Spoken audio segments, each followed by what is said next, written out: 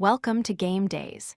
This video explores simulated incident response exercises, a powerful method of practicing incident management through realistic scenarios. Whether you're new to incident management or looking to improve your team's readiness, Game Days provide hands-on experience that builds real skills. Game Days are structured simulation exercises designed to mimic real-world incidents in a controlled environment. These exercises are realistic, giving your team authentic challenges they might face. They require cross-functional teams to collaborate under pressure, working together just as they would during an actual incident. Most importantly, Game Days are learning opportunities. Your team builds practical skills through hands-on practice rather than reading about theory. Every Game Day follows three main phases. First, planning and preparation. Here you define your objectives, determine the scope of the exercise, and identify who will participate. Second, execution. This is when you run the simulated incident scenario and see how your team responds.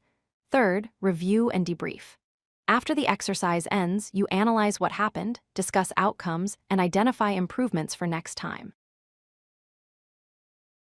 Running Game Days provides 4 key benefits. Risk identification helps you discover gaps in your incident response procedures before a real incident occurs.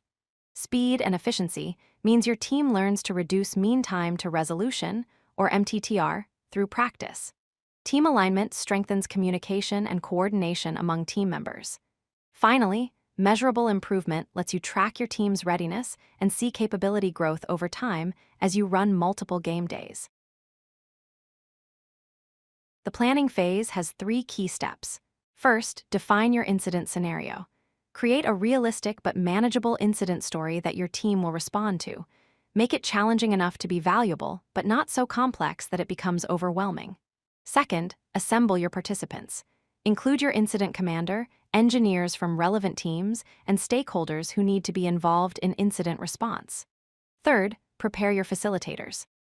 Designate observers who will watch the exercise and take notes, plus incident scenario drivers who will inject new information and complications as the exercise unfolds.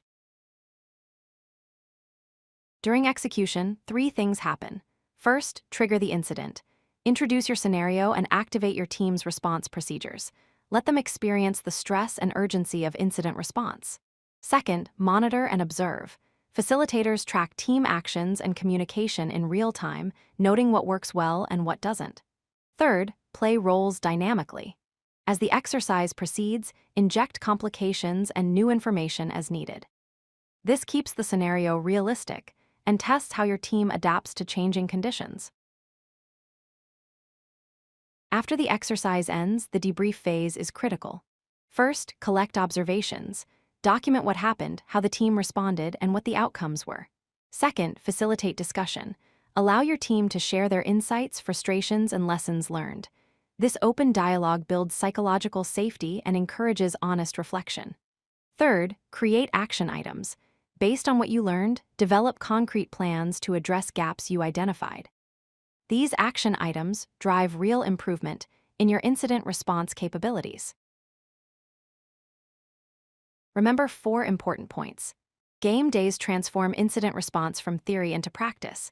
Instead of just talking about procedures, your team experiences them. Regular practice builds muscle memory and team confidence. The more often you run Game Days, the more automatic good incident response becomes.